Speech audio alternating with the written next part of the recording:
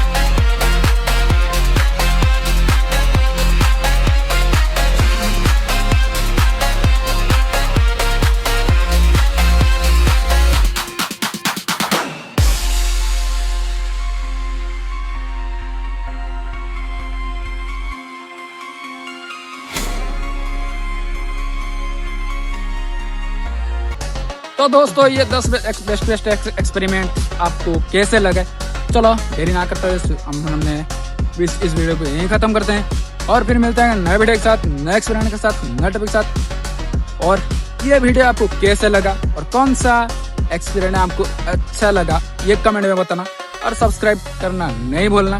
और वीडियो अच्छा लगे तो लाइक करके जाना, ठीक है। तो चलते हैं हम नेक्स्ट वीडियो की तरफ। तो इस वीडियो को यहीं खत्म करते हैं। अब तक जय हिंद, जय भारत।